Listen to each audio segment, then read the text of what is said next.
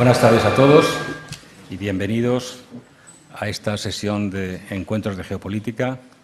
También damos la bienvenida a todos los que nos estáis siguiendo por streaming. Soy José Manuel Cantarero, presidente de Mutualidad Caminos y Navales, entidad de seguros de vida del Colegio de Ingenieros de Caminos, Canales y Puertos y del Colegio Oficial de Ingenieros Navales y Oceánicos. Mutualidad Caminos y Navales y nuestros colegios profesionales formamos parte de un mundo empresarial e institucional que tiene una importante responsabilidad ante la sociedad civil. Es por este motivo que, ante una situación informativa general de habitual desenfoque y de triste polarización, queremos ofrecer la voz y la presencia de quienes creemos que son las personas objetivamente más cualificadas. El pasado 11 de junio celebramos una primera sesión de Encuentros de Geopolítica en la que la exministra de Asuntos Exteriores, Ana de Palacio, nos ofreció una visión clara y profunda sobre los factores que definen la nueva etapa global y el papel que juegan los Estados Unidos.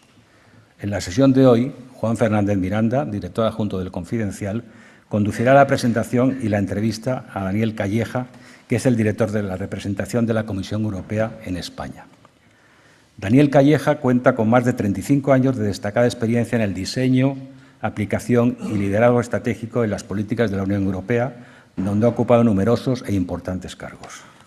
Por tanto, como nos dijo la propia Ana de Palacio, es una de las personas en España con mayor conocimiento y autoridad para hablar de cuál es la situación y cuál es el papel que ha jugado Europa en un mundo que, respondiendo al acrónimo de VUCA en inglés, es cada vez más volátil, incierto, complejo y ambiguo. Arantxa González Laya, que fue ministra de Asuntos Exteriores y hoy decana de la Paris School of International Affairs, ha escrito Solos en el mundo, un ensayo sobre el papel de Europa en un mundo en el que Estados Unidos amenaza, Rusia hace la guerra y China reconstruye su imperio. ¿Cuál es entonces la oportunidad para Europa? ¿Nos hemos quedado atrás? ¿Estamos a tiempo? Daniel y Juan, sois bienvenidos en nuestra casa. Muchas gracias por estar con nosotros y por darnos un poco de luz que todos necesitamos con Europa ante sus grandes desafíos.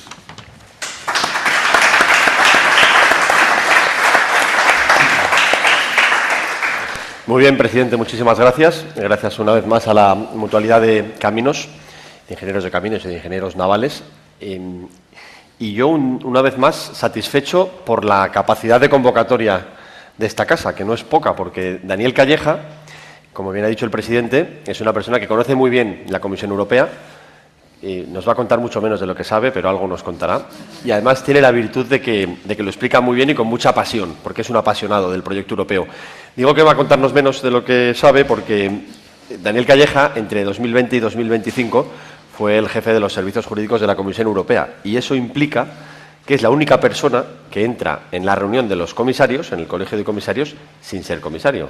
Imaginemos lo que él ha debido escuchar. Lo que pasa es que el dichoso deber de mantener el secreto que tanto nos perjudica a los periodistas, en su caso es implacable. Dicho lo cual, creo que es muy interesante en este momento en el que la Unión Europea está en una encrucijada, en que las circunstancias geoestratégicas, comerciales y de otro tipo nos han puesto ante el espejo y de alguna manera se ha producido una especie de resurgir del sentimiento europeo. Lo que pasa es que la parte mala de ese resurgir es que exige mucho trabajo y de momento se han señalado los objetivos.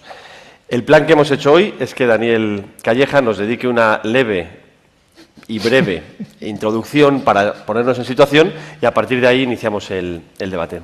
Muchas gracias, Daniel, un placer.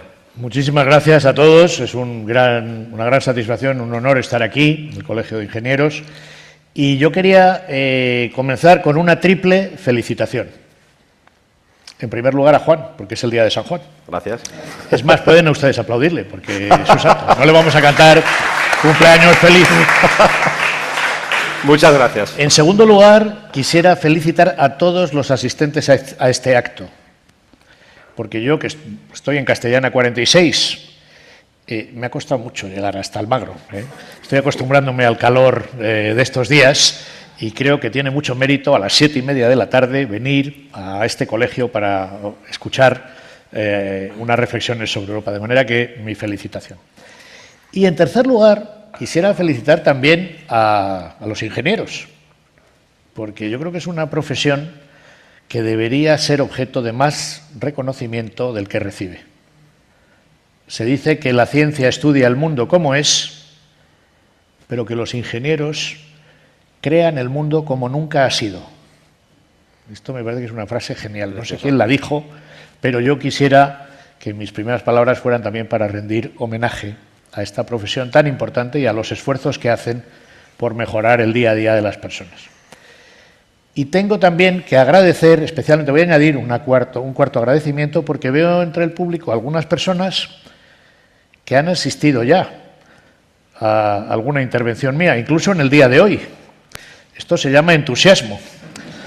Y me parece que estoy en la situación del chofer de Einstein, que puede ser una anécdota interesante entre ingenieros, entre hombres técnicos. Ustedes conocen la historia del chofer de Einstein. Einstein, después de haber descubierto la teoría de la relatividad, fue invitado a Estados Unidos a exponer esa teoría en todas las universidades americanas. Le dejaron un coche con un chofer, empezó en Harvard, siguió en Columbia, luego fue a Ohio, Minnesota, hasta llegar a California. Tenía que hacer 16 intervenciones y cuando llevaba 9, el chofer le dice: señor Einstein, llevo 9 veces oyendo la misma conferencia. La he oído ya tantas veces que la podría hacer hasta yo. Entonces Einstein le dijo: bueno, pues mire usted, yo estoy un poco afónico, la verdad es que estoy bastante cansado, a mí no me conocen en Estados Unidos, pues déla usted. Así que acudieron a la universidad, el señor Einstein se puso en primera fila y el chofer hizo una intervención brillante sobre la teoría de la relatividad. Al acabar, el público, enfervorecido, se puso en pie, pero hubo un profesor que dijo: señor Einstein, dirigiéndose al chofer, yo no estoy de acuerdo. Esa teoría no es correcta. Usted, al decir que E es igual a m por c al cuadrado, no ha tenido en cuenta el parámetro de rotación, que es indispensable cuando uno analiza la magnitud de la fuerza aplicable. Así que contésteme. El chofer, lívido, se le queda mirando y dice: mire usted, esa pregunta es tan sencilla que hasta mi propio chofer, que está en primera fila, podría responderla.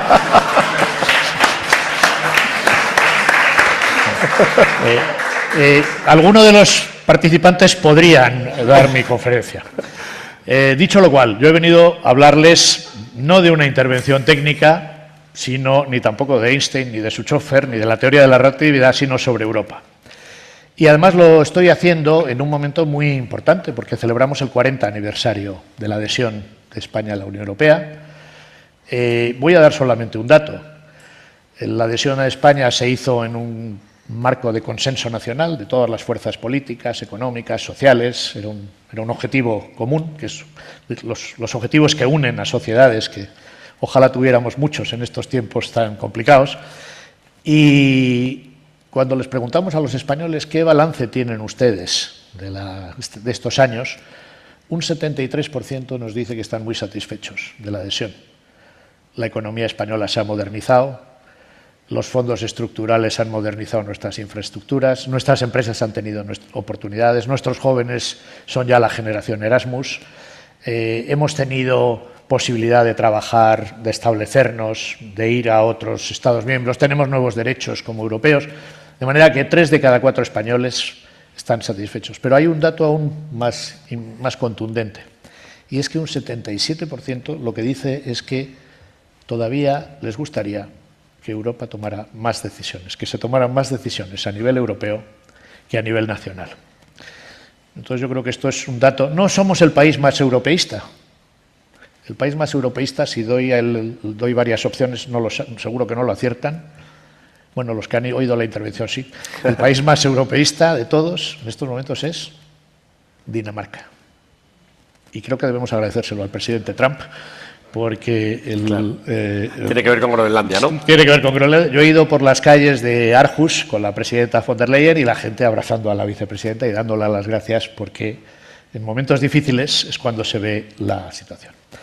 Entonces, entrando de lleno, y voy a ser muy breve, vivimos momentos muy complicados, muy convulsos. Vemos que la geopolítica ha hecho irrupción en las relaciones internacionales, el derecho internacional se ve cuestionado, tenemos conflictos bélicos, los cambios tecnológicos se aceleran, vemos que los modelos en los que estábamos acostumbrados a desarrollarnos se ponen en tela de juicio y Europa está en una situación muy difícil.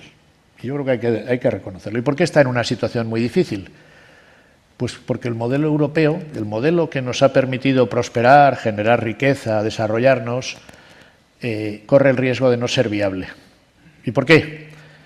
Bueno, pues porque nosotros habíamos externalizado nuestra defensa a los Estados Unidos, el gas, la energía, a la mayor parte de los países centroeuropeos la facilitaba Rusia, gas barato, y todo lo que es la industria, pues nos lo hacían los chinos, el sudeste asiático. Y la cosa llega a tal situación que cuando tenemos el COVID, pues hasta las mascarillas tenían que venir de un país remoto porque no teníamos. Y esto lleva al presidente Macron, en un discurso muy importante que dio en la Sorbona, a decir: Europa es mortal, Europa puede morir. Si no cambiamos nuestro modelo, si no corregimos esta triple dependencia militar, energética e industrial, lo vamos a pasar muy mal. Y por eso en Europa se habla hoy tanto de autonomía estratégica. Ustedes oyen hablar todos los días de autonomía estratégica. ¿Por qué se habla de autonomía estratégica? Porque Europa tiene que tomar las riendas de su destino. La presidenta de la Comisión no habla de autonomía estratégica. Ella habla del momento de la independencia de Europa. ¿Y qué es la independencia de Europa? Pues en los próximos años acelerar nuestra integración política, económica, energética, tecnológica, industrial y militar. Y por eso de lo que estamos hablando es de avanzar en la soberanía europea en todos esos ámbitos. ¿Y cómo lo podemos hacer? Pues tenemos que dar respuesta a 5 grandes retos, que voy a enumerar brevísimamente y luego podemos entrar en más detalle. El primer reto es el económico. Europa tiene que ser más competitiva. Estamos perdiendo terreno. Los informes Draghi y Letta nos dicen que en relación con los Estados Unidos, en relación con China, estábamos con Estados Unidos hace 20 años a la par y hemos perdido mucho terreno. Tenemos un mercado interior, pero ese mercado interior no funciona. Los obstáculos a la libre circulación de mercancías equivalen a un arancel del 41%. Ahora que se habla tanto de aranceles, las barreras a los intercambios de productos equivalen a un 41%. Pero si hablamos de servicios, estamos hablando de un arancel de un 110%. Por eso en los próximos años tenemos que consolidar el mercado interior, eliminar barreras, facilitar la libre prestación de servicios las empresas. Y la Comisión ha propuesto el régimen 28. ¿Qué es el régimen 28? Que una empresa se pueda constituir online en 48 horas por un coste máximo de 100 euros, sin capital mínimo, y que pueda desarrollar todas sus operaciones sin navegar a través de 27 sistemas jurídicos distintos. Más mercado interior, más industria. Europa ha perdido muchísima producción. La ley de aceleración industrial lo que quiere es que se produzca más en Europa. Y que seamos menos ingenuos, y cuando tenemos inversiones de China o de otros países, que pongamos unas condiciones de empleo, de transferencia de tecnología. La ley de materias primas críticas. Europa, para la economía del futuro, no tenemos recursos materiales, tenemos que tener una estrategia de suministro de materias primas críticas.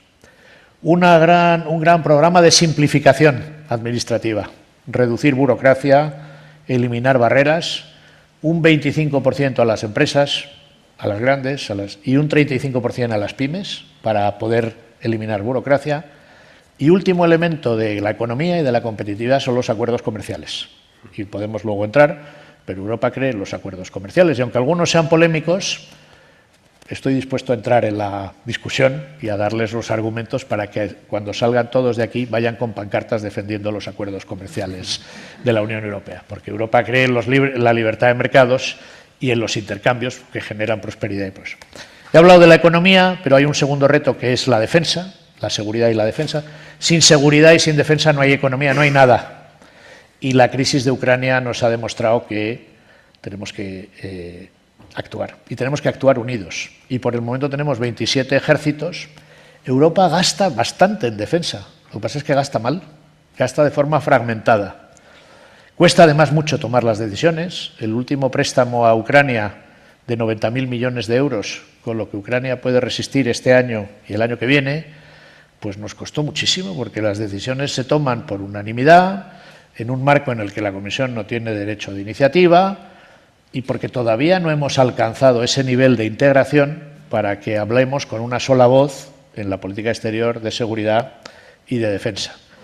¿Qué es lo que estamos haciendo? La Comisión no tiene competencias en materia de defensa, pero sí tenemos en industria. Y hemos hecho un programa para que se desarrolle más industria militar, más industria de defensa en Europa. No tenemos competencias en defensa, pero sí tenemos en mercados públicos.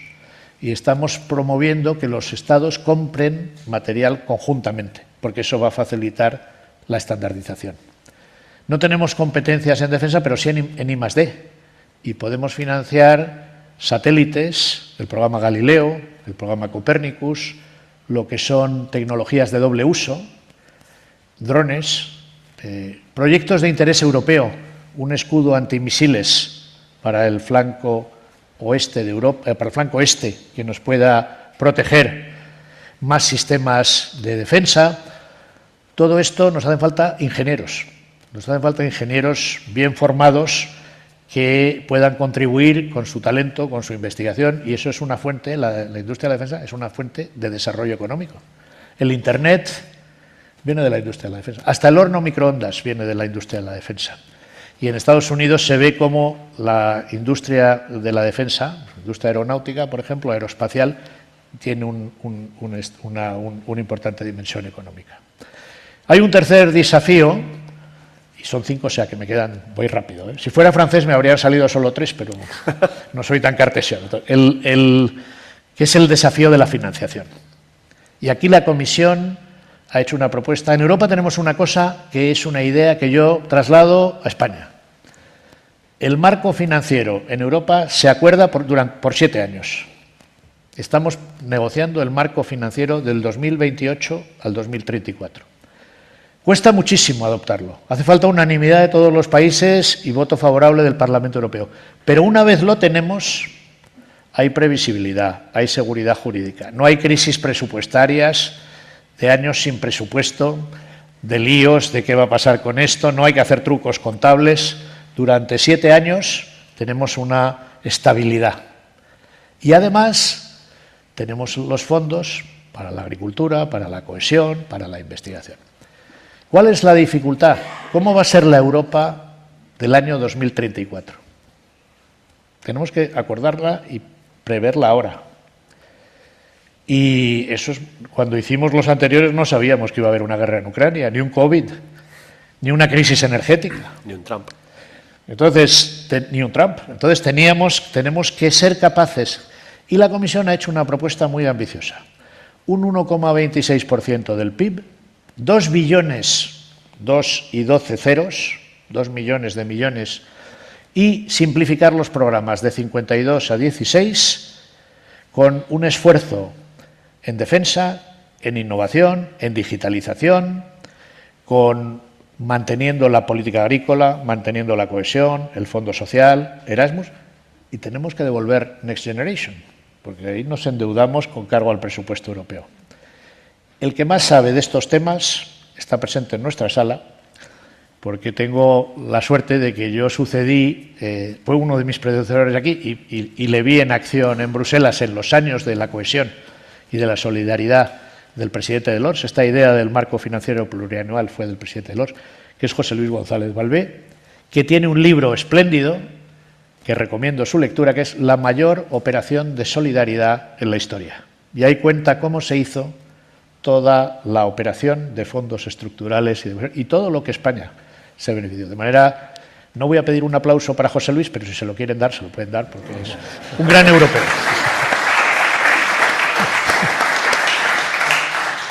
Voy al cuarto desafío, que es el reto migratorio. Y aquí no hace falta que diga mucho. Europa tiene que también unificar sus políticas de migración y asilo. Hemos hecho un pacto que ha costado muchísimo aprobarlo, que acaba de entrar en vigor, que es el Pacto sobre la Migración y el Asilo. ¿De qué estamos hablando? De ordenar mejor entre los países la migración legal, de combatir a las mafias y la migración ilegal, de facilitar y de ser más eficaces en los procedimientos de asilo, de ponernos de acuerdo a nivel de la Unión Europea, porque cada país controla sus fronteras externas, pero hay una dimensión europea evidente, y que tengamos una política migratoria también inteligente, sin menoscabar los derechos individuales, porque las personas que legítimamente huyen tienen derecho, nos lo ha recordado muy bien el Papa León XIV durante su visita, a que se les trate con dignidad, y eso forma parte también de nuestra civilización. Pero dentro de eso tenemos que ser mucho más eficaces. Tenemos también necesidades demográficas y vemos unos problemas de envejecimiento de la población, pero tenemos que hacerlo de una forma mucho más racional y de una forma mucho más coherente y de una forma más integrada entre los 27 países. Y concluyo con el último desafío, que es el más importante de todos, que es la defensa de los valores europeos. Todo lo que he dicho está muy bien, pero si algo caracteriza a la Unión Europea es que nosotros tenemos unos valores que son los valores fundacionales de la Unión. No se puede ser miembro de la Unión si no se respeta la democracia, la dignidad de la persona, los derechos humanos, la libertad, la solidaridad, el pluralismo, la tolerancia. Esos valores se enumeran en el artículo 2 del tratado y son 12. Y esos 12 valores coinciden con las 12 estrellas de la bandera europea. En otras regiones del mundo, cuando un Estado se adhiere, añaden una estrellita a la bandera. Nosotros no. Nosotros somos 27, pero esos 12 valores permanecen inmutables. Y permanecen inmutables porque forman parte del código genético de la Unión Europea. Es lo que nos hace europeos. En un momento en el que Rusia, China, Estados Unidos se sientan a la mesa, nosotros queremos también sentarnos a la mesa. Pero no queremos sentarnos a la mesa para ser como los chinos o como los rusos. Queremos sentarnos a la mesa respetando nuestros valores, defendiendo nuestra civilización y proyectando esos valores a otros países del mundo, porque creemos que eso es la base de la civilización europea, de las raíces de Europa y del modelo social europeo que tenemos que defender. Y esos valores, pues nos estamos dotando de instrumentos. Si un país viola esos valores o no los respeta, pues hemos introducido la condicionalidad de los fondos europeos. No solo lo hemos introducido, sino que lo hemos hecho. En el caso de Polonia o de Hungría, cuando se ha producido una vulneración, lo hemos hecho. También podemos suspender la condición de miembro al país que no respeta esos valores. No se le expulsa. En la Unión Europea no está prevista la expulsión, sí la retirada voluntaria, pero sí está prevista la suspensión de esos derechos de un país que viola gravemente. Puede ser suspendido por decisión unánime del país, de los Estados miembros, excluyendo a ese país. No se ha hecho todavía nunca, pero se ha activado 2 veces ese procedimiento. Y luego somos una comunidad de derecho, un derecho que es la base de nuestra convivencia, porque es imposible que 27 democracias trabajen juntas si no respetan las reglas. Y esa comunidad de derecho, que se apoya en el derecho, en realidad es una comunidad de valores, porque detrás de las reglas hay unos principios fundamentales que tenemos que defender. Si somos capaces de afrontar estos retos, pero lo tenemos que hacer con urgencia, porque no tenemos mucho tiempo, yo creo que Europa tiene una baza que jugar. No va a ser fácil. Si no lo hacemos, no nos vamos a dar cuenta al principio, pero vamos a entrar en un declive del que va a ser muy difícil salir. Por eso yo digo que es el momento de Europa. Es el momento de dar un paso al frente y es un momento de trabajar en todas estas áreas. Y si hay voluntad política, yo creo que los ciudadanos sí tienen conciencia de todas estas cuestiones y con el apoyo de los ciudadanos, con la voluntad política de los países, la gran tarea de Europa en los próximos años es el poner en marcha todas estas medidas para hacer frente a todos estos desafíos. Creo que estaba en tiempo. Más o menos, muy bien. Muchas gracias, Daniel. Muchas gracias. Vayamos, una vez hecho este planteamiento, vayamos a lo concreto. Empezamos por el ámbito de la defensa y la seguridad. Rusia invade Ucrania, algo que se ha cronificado, una situación que nos tiene, digamos, enganchados y con la necesidad de mantener una inversión fuerte. Donald Trump advierte a Europa que debe pagarse su defensa y toda la polémica que ha habido en torno a la OTAN. Y, en tercer lugar, el Parlamento Europeo, el Parlamento Europeo, que siempre ha sido,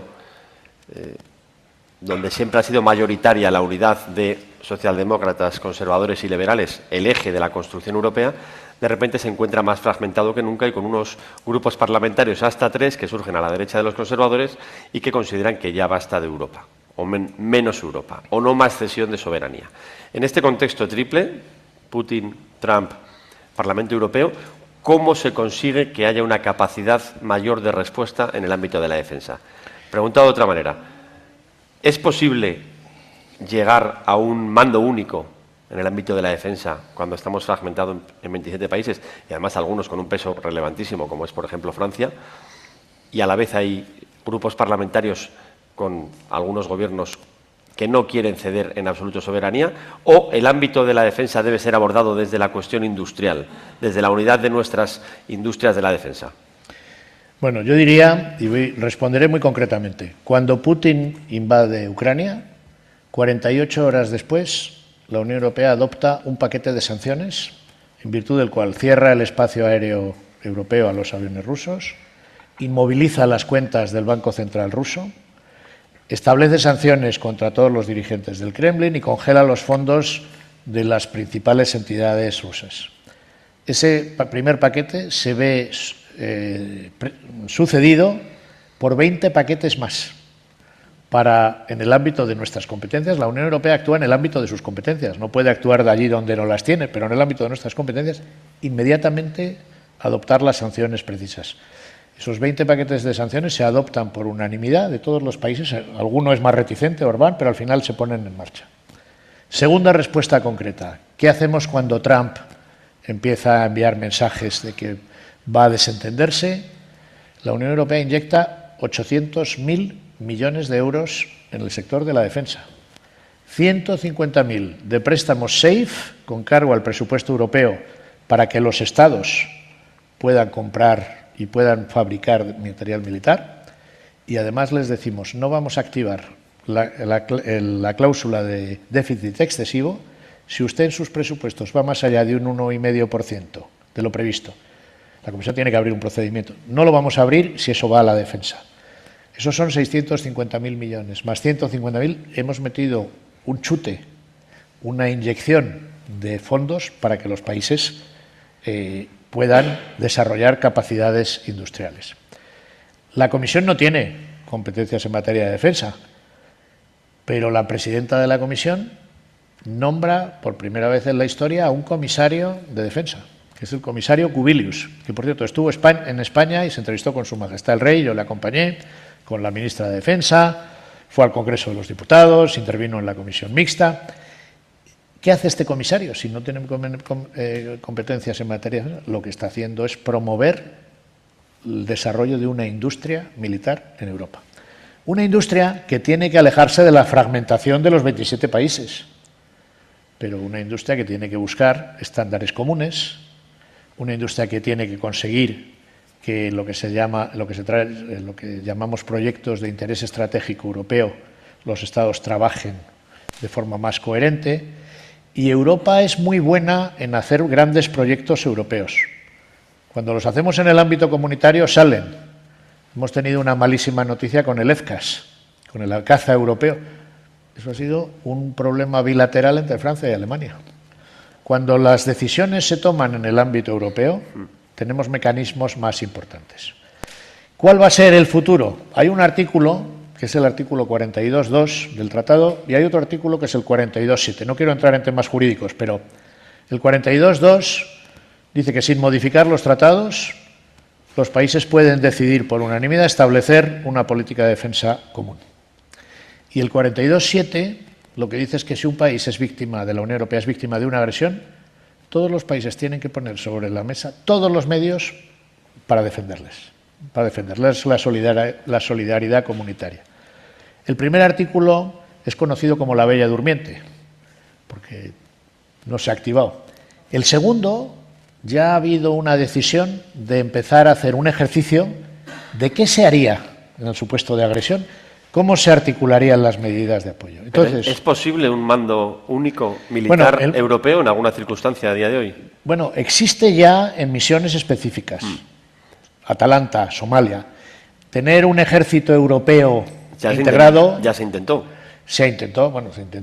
Cuando se crearon las comunidades europeas, lo primero que se hizo fue la Comunidad Europea de Defensa, pero el Parlamento francés no lo ratificó y pasamos al Schuman y la Europa.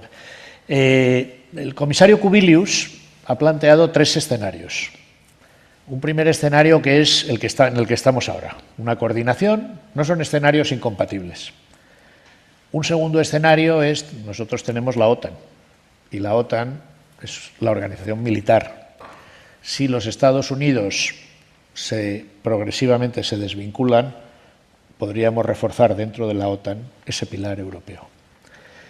Luego hay un tercer escenario, que es que se cree una comunidad europea de defensa, con un tratado en el que estarían los países más, que son los principales actores, Francia, Alemania, Italia, Polonia, España, y podría haber sobre una base rotatoria, esto es lo que propone el comisario Kubilius, pues un país báltico, del sur de Europa, nórdicos, y habría también que tener en cuenta la posición del Reino Unido, porque el Reino Unido, junto con Francia, son los 2 países que tienen asiento permanente en el Consejo de Seguridad de Naciones Unidas, arma nuclear y ejército operativo.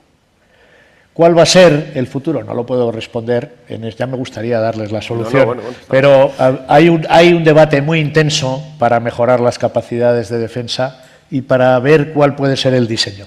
¿Cuál será? Dependerá de la voluntad política de los países. Daniel, cuando uno viaja a Bruselas o a Estrasburgo, detecta una peculiaridad que no se percibe desde Madrid, porque la política nacional es más binaria y más sencilla, que es que a veces los equilibrios no son tanto ideológicos o no son solo ideológicos, por afinidad de partidos entre países, como territoriales.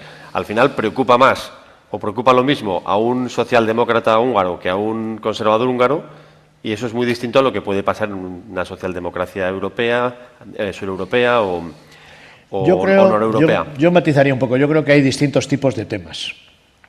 Hay temas en los que da igual los partidos, el voto es el mismo. ¿Ustedes han hablado de la energía nuclear con un francés? Desde el Partido Comunista hasta el partido de Le Pen, todos son favorables a la energía nuclear. ¿Ustedes han hablado de Mercosur con un francés? Todos o con un polaco, pues todos están en contra. Luego hay áreas, por ejemplo, el Parlamento Europeo, o es más ideológico. Ha habido un debate muy difícil sobre el tema migratorio y el Parlamento se ha fracturado. Ideológicamente. Entonces, depende de los temas. Por ejemplo, en los temas de competitividad, la Comisión ha hecho propuestas de simplificar la regulación. Cuando ha llegado al Parlamento, la mayoría que apoya a la Comisión Europea, que es la mayoría formada por el Partido Popular Europeo, el Partido Socialista Europeo, los Verdes y los Liberales, esa es la mayoría que ha investido a la presidenta von der Leyen, pues se rompió porque muchos partidos del área más de extrema derecha querían mayor simplificación de las normas y ahí basculó la mayoría. Entonces, yo no generalizaría, creo que depende del tema. Depende del tema. Hablemos de la financiación. Sobre la base de ese proyecto de presupuesto, ese marco plurianual de 7 años, teniendo en cuenta las nuevas necesidades fijadas por el informe Draghi y el informe Letta, entre otras cosas, la defensa, la competitividad, ¿quiénes son los perjudicados? ¿La política agraria común? No, yo creo que lo que se trata es de que no haya perjudicados. Lo que hace la Comisión para que no haya perjudicados es aumenta significativamente el techo de gasto y propone que de un 1% pasemos a un 1,26%. Con esa cantidad podemos preservar la política agrícola, podemos preservar la cohesión, podemos multiplicar por 5 el presupuesto en defensa, en innovación, en digitalización, podemos devolver Next Generation y podemos también mantener los programas que son importantes, como Erasmus o el Fondo Social. Esa es la propuesta de la Comisión. Y además, para ser creíbles, hemos propuesto nuevos recursos propios. El presupuesto europeo se financia con una parte que se recauda del IVA, con otra parte que es una contribución del PIB y con el arancel aduanero común. La Comisión ha propuesto que haya un impuesto sobre que se pague por los materiales electrónicos no reciclados, para fomentar. Eso no nos va a dar mucho porque los impuestos de comportamiento medioambientales, al final la gente empieza a reciclar y pero hemos propuesto un impuesto para las grandes empresas que más se benefician del mercado único, que puedan contribuir. Todos estos impuestos son muy polémicos y, por ejemplo, el Parlamento está discutiendo la posibilidad de que haya un impuesto sobre el juego. Pero estamos hablando de impuestos europeos, que habría que discutir y que en algunos países exigen cambios constitucionales. Esto es una gran discusión. Esta discusión tiene que cerrarse antes de final de año, porque en el año 27 tenemos que adoptar los reglamentos para que del 28 al 34 tengamos el marco financiero para los próximos 7 años. Empresas. ¿Es más sencillo para un empresario español buscar nuevos mercados fuera de la Unión Europea que dentro de la Unión Europea? ¿Por qué? Pues por lo que decía antes, estoy de acuerdo con el ¿Es más comentario. fácil acudir a Estados Unidos Es o una paradoja. América? Es una paradoja, porque cuando uno es un empresario español debería ser más fácil vender en España que tener que irse fuera de España. Entonces lo que nos pasa es que no tenemos un mercado interior integrado que funcione bien. Y cuando uno ve las cifras, y esto lo ha explicado muy bien Draghi y Letta, pues lo que vemos es que proporcionalmente las empresas europeas invierten y exportan muy significativamente o en la misma proporción o ligeramente más hacia afuera que dentro del mercado interior. Entonces eso hay que cambiarlo. Les decía las cifras, si en los productos las barreras equivalen a un arancel del 41%, hay que eliminar trabas, hay que eliminar obstáculos, hay que facilitar sociedades que operen entre los 27. Ese es el régimen 28. Tenemos que simplificar, tenemos que reducir la burocracia. Y la buena noticia es que gracias además a Enrico Letta dice, vamos a ver, ¿por qué en Europa ni en telecomunicaciones, ni en energía, ni en el sector financiero hay fusiones transfronterizas? ¿Por qué? Si somos un mercado, pues porque los Estados miembros tienden a introducir barreras, obstáculos. Entonces, una de las cosas que tenemos que hacer es crear un verdadero mercado interior europeo, facilitar esas operaciones. La vicepresidenta Rivera ha anunciado la revisión de los criterios para el control de concentraciones. Tenemos que tener campeones europeos. Si no tenemos talla, si no tenemos dimensión, nos van a comer los de otros países. Hay que revisar las reglas de competencia para que podamos tener más masa crítica. Entonces, hay toda una agenda que se llama One Europe, One Market. Una Europa, un mercado. Y en el último Consejo Europeo que hubo en Chipre, se firmó un acuerdo por parte de la presidenta de la Comisión, el presidente del Consejo y la presidenta del Parlamento Europeo para adoptar toda una serie de medidas entre el 2026 y 2027 para establecer ese mercado único en el cual podamos eliminar todas estas barreras y facilitar el que Europa se apoye, apoyándose en esos 450 millones, que es la joya de la corona, podamos crecer. Ahí quería ir yo, a los 450 millones de consumidores con una buena chequera, si vemos en términos de comparativos con el resto del mundo. De repente, Donald Trump establece una política muy agresiva hacia Europa que nos ha obligado a reposicionarnos. Y Europa responde, también con la amenaza china por otro lado, hablo de lo comercial, responde tratando de buscar acuerdos comerciales con nuevos mercados, lo cual ha generado muchas tensiones internas, especialmente Mercosur, pero no solo, ha habido acuerdos con otros países muy relevantes y con mercados enormes. ¿A qué se debe tanta resistencia respecto a un plan de apertura que a todas luces va a ofrecer más desarrollo para nuestras empresas y en el fondo nuestros intereses? Bueno, vamos a ver, lo primero de todo, lo has definido muy bien. Cuando Donald Trump empieza a poner todos estos aranceles, la presidenta von der Leyen se va a Paraguay y dice, yo voy a firmar Mercosur. ¿Y por qué voy a firmar Mercosur? Porque llevamos 26 años de negociación. Vamos, más que un matrimonio. Bien avenido. Hay la mayoría, bueno, no diré cifras porque si no, pero vamos, no todos duran 26 años, ¿no? Entonces, ella va y dice, la respuesta de Europa, si queremos defender nuestros valores, nosotros creemos en mercados abiertos, creemos en multilateralismo. La respuesta no es poner aranceles, la respuesta es dar oportunidades a nuestras empresas. Mercosur es un acuerdo que tiene unos beneficios impresionantes para España. ¿Y por qué para España? Porque es un mercado en el que se habla español. Estamos hablando de 700 millones de habitantes. Estamos hablando de un mercado que si España y Europa no entra ahí, esto va a acabar en manos chinas. Y estamos hablando de un mercado en el que hay una gran complementariedad. Para España y para Europa hay oportunidades en el sector industrial, en el sector de la automoción, en el sector de servicios, de consultoría, de ingeniería. Bueno, ingeniería, no quiero ni pensar las cifras de los resultados que van a tener los ingenieros españoles que hagan proyectos ahí, porque además también hay apertura en la contratación pública.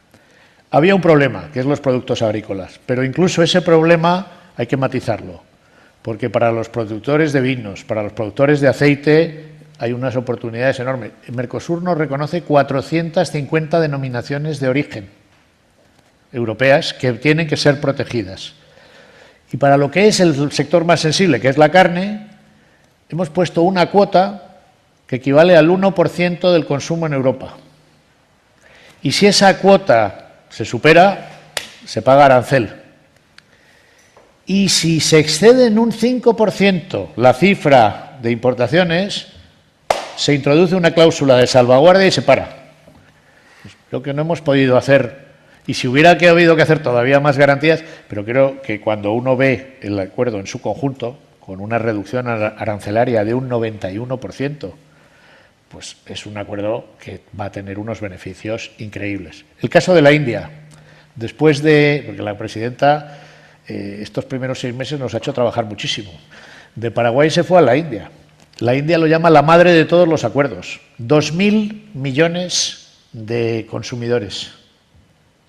Va a ahorrar 4.000 millones de euros a los exportadores europeos, con reducciones arancelarias en los sectores más importantes. Y ahí ya sí que no hay críticas agrícolas, porque la carne no está cubierta. Las vacas sagradas y todo esto ha quedado todo fuera.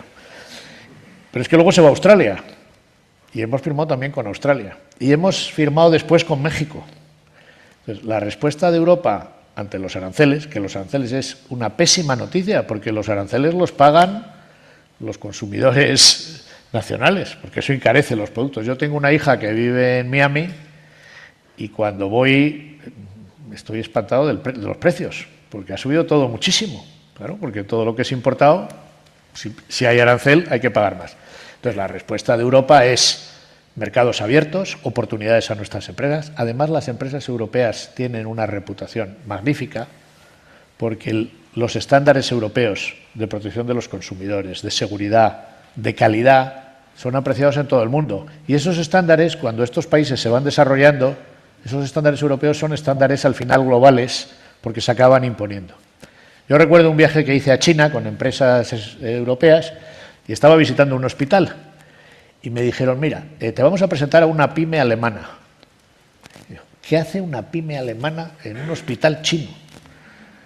Y me dijo, pues nosotros vendemos tubos de respiratorios. Y yo, pero debió ser muy difícil para una pyme alemana entrar en el sector. Dice, bueno, al principio sí, luego cogimos un chino que ya conocía el ambiente y tal. Digo, ¿pero qué fue lo más difícil? Dice, no fue tan difícil. ¿Y por qué? Dice, pues porque era producto alemán. Y cuando en un hospital tú llevas un producto alemán, un producto europeo, dice, estos tubos respiratorios sabemos que van a funcionar y que no se van a romper a los 2 días. Entonces, tenemos que tener más confianza en nosotros mismos, no subestimar la calidad de Europa. Las exigencias que hemos introducido, que muchas veces son criticadas, responden a unas demandas de la sociedad. Cuando hay un problema con un producto, todo el mundo dice, ha sido autorizado, cumplía con los estándares. Entonces, el comercio libre nos da oportunidades, nos da a nuestras empresas nuevos mercados y nos permite generar prosperidad. De manera que vamos a seguir con acuerdos comerciales. Ahora está Indonesia, Tailandia, en fin, es una actividad frenética.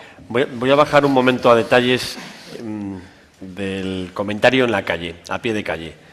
¿Por qué comprar fresa de Huelva pudiendo comprar la de Marruecos, que paga 7 veces menos impuestos? Bueno, puede ser mucho mejor la de Huelva desde el punto de vista de calidad, pero hay una cosa muy importante. Todo lo que entra en Europa tiene que respetar los requisitos fitosanitarios europeos.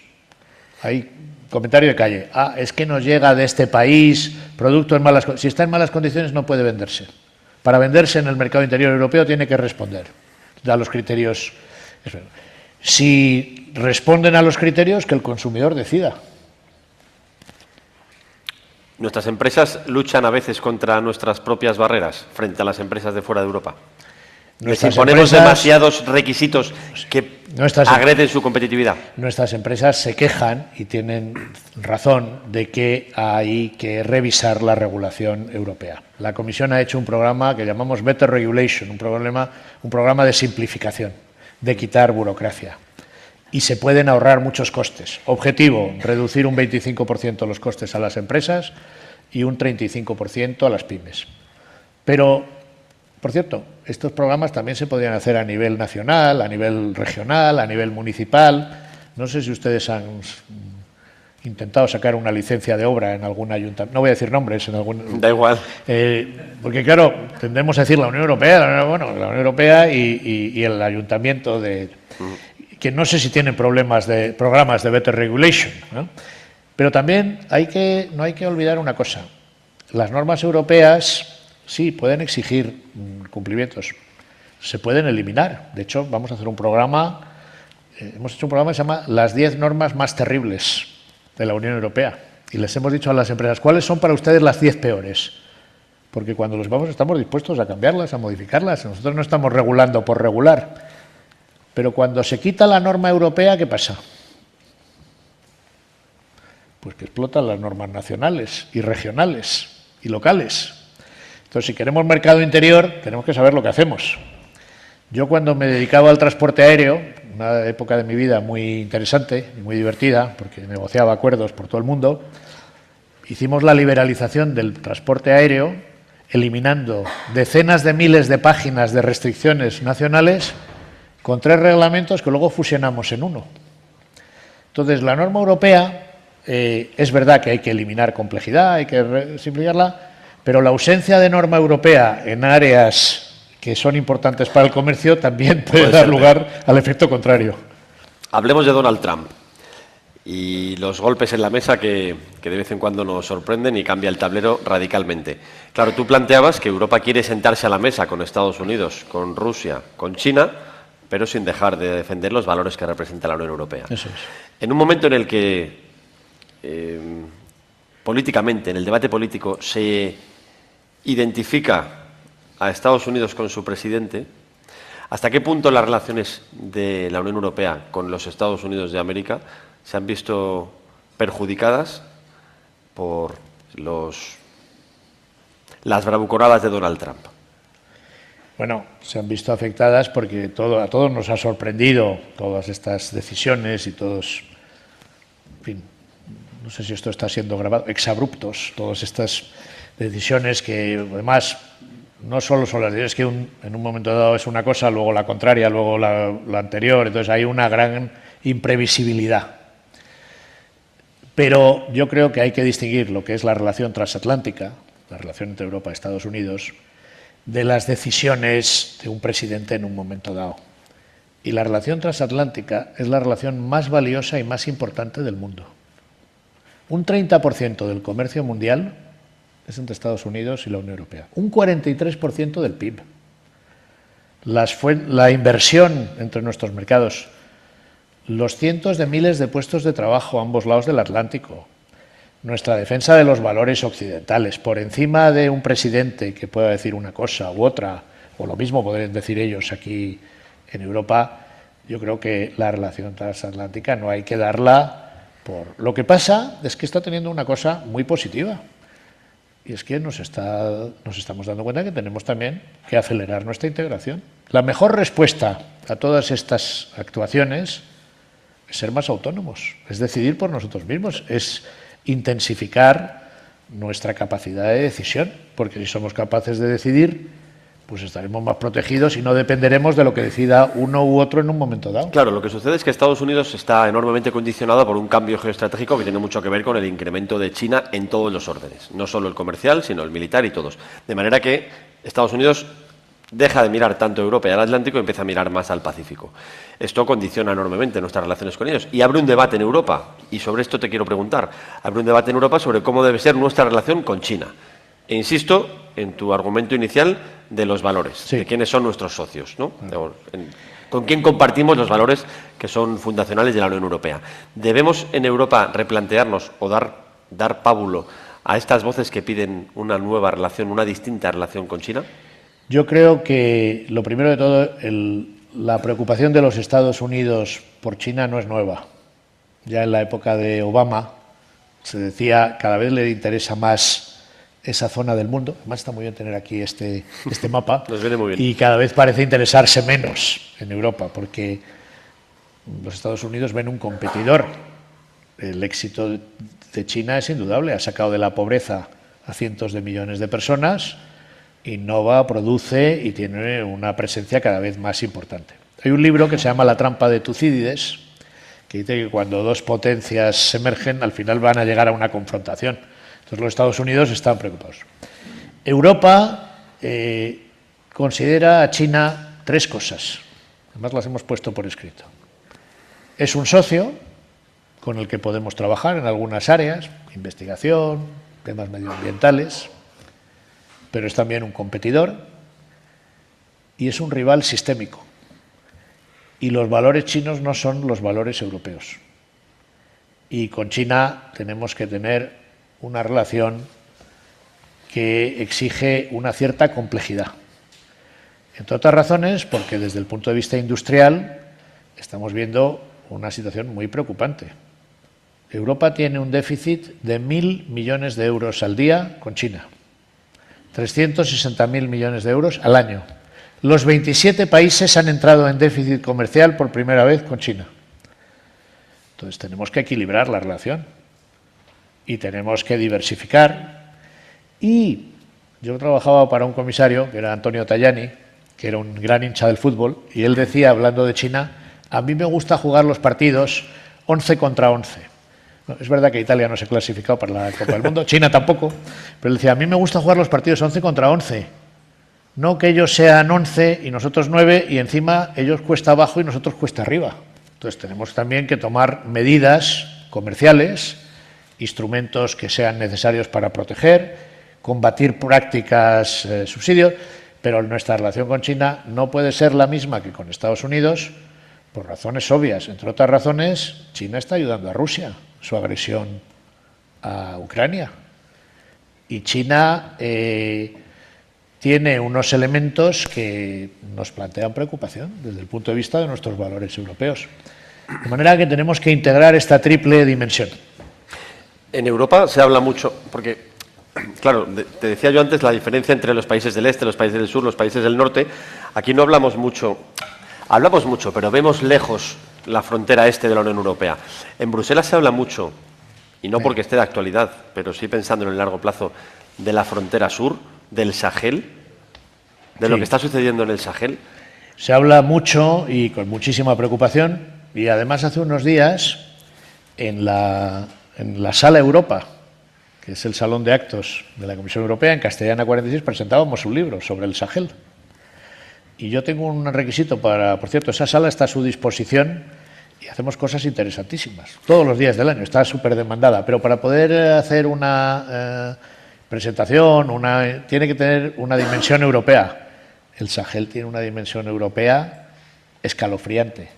Lo que está pasando en esa zona del mundo desde el punto de vista demográfico, desde el punto de vista para nuestra seguridad, desde el punto de vista migratorio, desde el punto de vista del cambio climático, es muy preocupante, como también es muy preocupante que Francia ha retirado su presencia en la zona, que Rusia la ha intensificado y que, por lo que nos decían los expertos, pues son estados que no tienen los requisitos mínimos, con lo cual ahí proliferan toda una serie de organizaciones terroristas y tenemos que mirar con muchísima atención, seguir y tener una estrategia en relación al Sahel.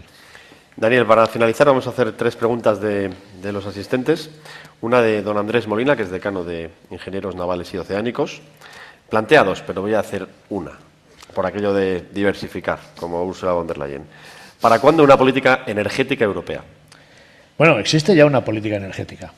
Quiero recordar a la gran Loyola de Palacio que en el año 2000, yo era su jefe de gabinete, ella sacó el libro verde para la energía. Y ella dijo, la energía en Europa tiene que tener una política energética común. Y tiene que cumplir 3 requisitos. Tiene que asegurar nuestra competitividad, porque si el precio de la energía no tenemos un precio asequible para las empresas, nunca podremos competir. Por eso es importante hacer el mercado interior de la energía.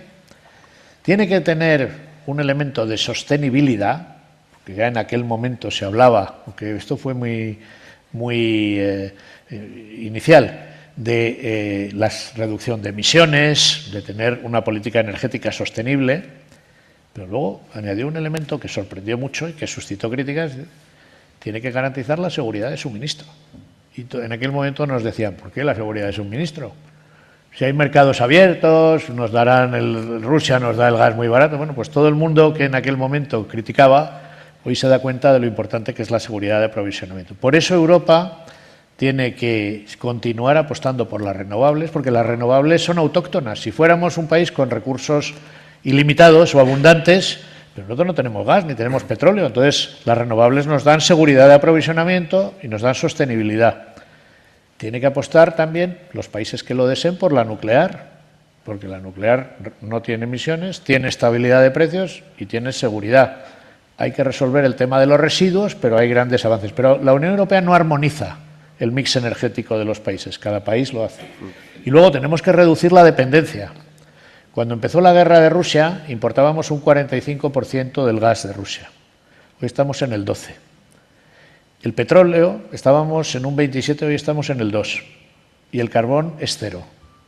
Tenemos que reducir nuestra dependencia de combustibles fósiles, diversificar, y esos son los ejes de la política energética común. ¿Cuál es el gran problema que tenemos? Pues que en el caso español, la península ibérica es una isla energética, porque nos faltan interconexiones y nos hace falta un mercado integrado para asegurar competitividad y para que ese mercado único funcione. La profesora Blanca Pargalanda le plantea, en línea con este debate sobre la energía segura y barata, que Estados Unidos ha derogado el 12 de febrero los impuestos y restricciones a los gases de efecto invernadero. ¿Cuándo va a acometer la UE una reforma similar? Bueno, la Unión Europea ya ha recomendado a los países que examinen la fiscalidad de la energía, porque cuando uno ve la factura se da cuenta del dinero enorme que se paga en la fiscalidad energética, con lo cual nuestra recomendación es que los Estados miembros examinen eso, que es uno de los componentes más importantes del precio de la energía. Y segundo, antes de final del mes de julio vamos a presentar la propuesta para revisar el mecanismo de comercio de emisiones.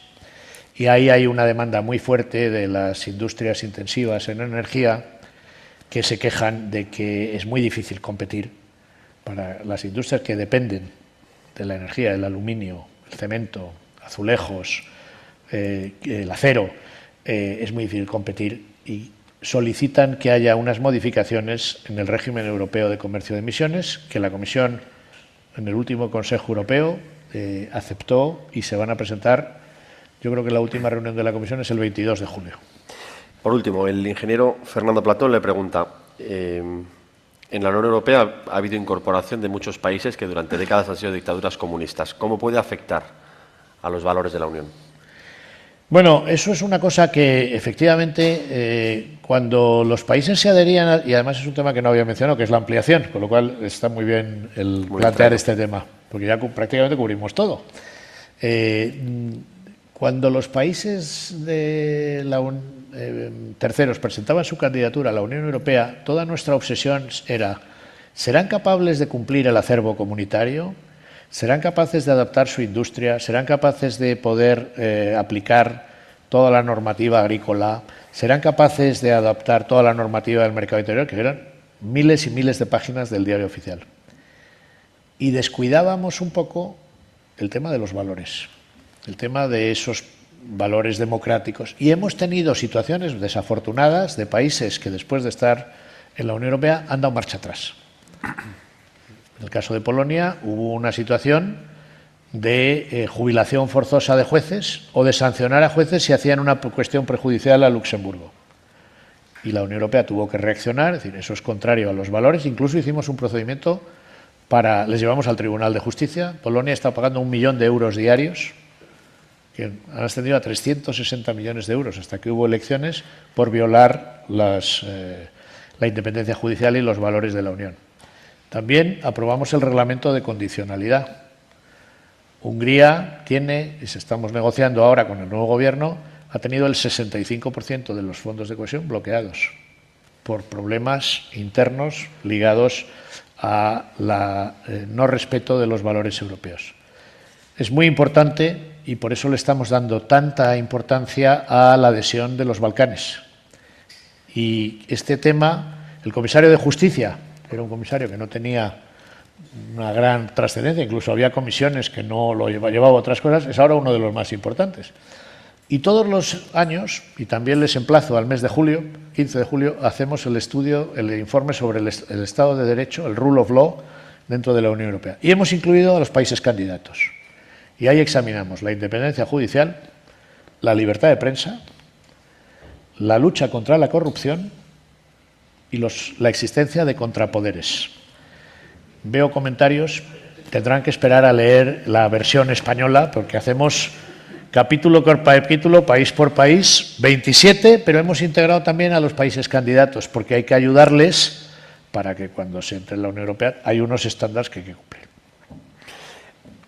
Daniel, para finalizar, bueno, lo primero quiero unirme a una reflexión que has hecho al comienzo, que es la felicitación a los ingenieros de caminos, canales y puertos y a los ingenieros navales, que a través de sus mutualidades apuestan por la sociedad civil. Hay que construir mucha sociedad civil. Y la Comisión Europea y el Parlamento Europeo hacen todos los años varios viajes en los que invitan a periodistas. Yo he sido afortunado en distintas ocasiones y volveré a ir en septiembre a Bruselas y a Estrasburgo para que, como intermediarios entre las instituciones europeas y los ciudadanos, conozcamos bien qué es Europa, cómo afecta a Europa a los ciudadanos y, de alguna manera, traslademos la relevancia y la trascendencia de formar parte de la Unión. Entonces, para finalizar y volviendo a la calle, y dado que los ingenieros son gente inteligente que coge botellitas de cristal, que no tiene problemas con el tapón, quiero que hagas una defensa de la Unión Europea refiriéndonos a la bromita tan extendida de que la Unión Europea simplemente es una institución reguladora que se dedica a obligarnos a poner tapones que no se puedan quitar de las botellas de plástico. Bueno, puedo defender esta norma, la conozco muy bien. En la Unión Europea tenemos un problema, y en el mundo, con el plástico. El plástico se tarda 5 segundos en producir una bolsa de plástico, 5 minutos en usarla y 5 siglos en erradicarlo de la naturaleza. El plástico es un producto genial, porque es flexible, porque nos da muchísimas facilidades, nadie lo sabe mejor que los ingenieros, pero tiene un problema, y es que lo hemos metido para productos de uso único. Entonces, para productos de uso único estamos utilizando un material que dura toda la vida. Hay océanos, hay islas de plástico en Oriente, porque encima se tira y todas las botellas de plástico acaban en la naturaleza y acaban en los océanos. Yo tuve una reunión en Malasia con la ministra de Malasia que me quería matar, porque decía, aquí nos llega todos los vertidos de plástico, todas las botellas, todo lo que ustedes no quieren, es una vergüenza. Entonces, ¿qué dijo la Unión Europea? Dice, bueno, vamos a introducir una normativa para una cosa muy importante, y es que estas botellas se puedan reciclar y se puedan reutilizar como materias primas. Y entonces alguien dijo, qué buena idea, vamos a hacerlo. Las empresas dijeron, fenomenal. Ponga usted una regla de que cuando yo haga un nuevo producto, X%, un 30%, 40% del nuevo producto tiene que ser de material reciclado, porque eso a mí me da competitividad, porque reduzco el coste de nuevos materiales y entonces hubo alguien que dijo, bueno, ¿y los tapones? ¿Qué vale eso si los tapones? Y entonces la solución técnica es decir, bueno, pues si forman parte del producto, se podrán reciclar también. ¿Qué es lo que pasa? Pues que esto ha dado lugar, esto no se ha explicado bien, somos malísimos en explicar en la Unión Europea. Yo tengo un amigo que me dijo, tenéis el mejor producto y no sabéis explicarlo. Tendríais que contratar a un experto de Coca-Cola o a Juan Fernández Miranda para que explicara a la Unión Europea. Entonces, ¿cuál es la finalidad de esa norma? Pues la finalidad de esa norma es que cuando se recicle, no solo se recicle la botella, se recicle también el tapón, y esa norma ayuda a las empresas. Esa norma ayuda a las empresas porque al reciclar reducen sus costes y ayuda al medio ambiente. Y sí, es una incomodidad, quitemos el tapón y tirémoslo por ahí, pero también, si somos civilizados, si creemos en la sostenibilidad, pues por muy poquito esfuerzo podemos contribuir también a ayudar al planeta. Esa es mi defensa. Muy bien, Daniel. Pues muchísimas gracias y confiemos en que gracias a este tipo de iniciativas se contribuya a divulgar Europa y a facilitar y a fortalecer el proyecto europeo, que al fin y al cabo a nosotros como españoles no nos ha dado más que beneficios. Muchísimas gracias. Gracias. Gracias.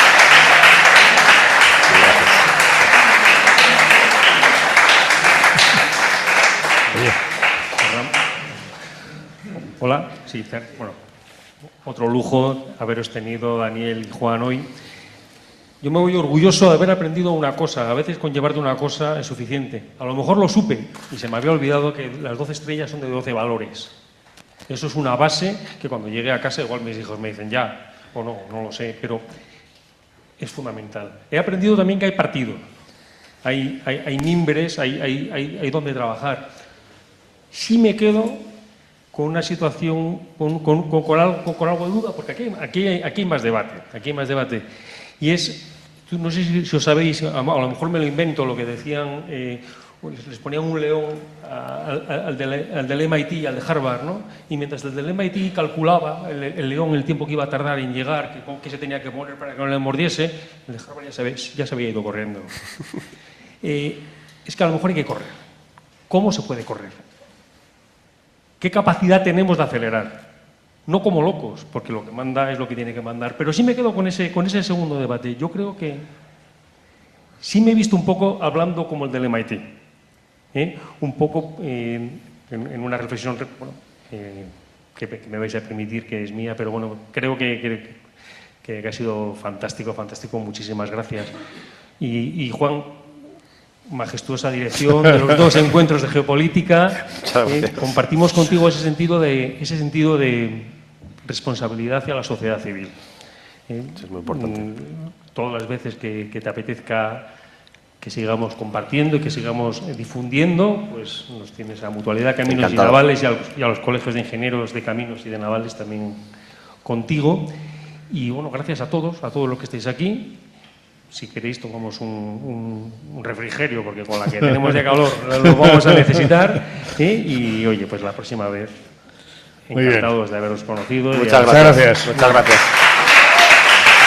Bueno, muchas gracias. He defendido hasta los balcones de plástico.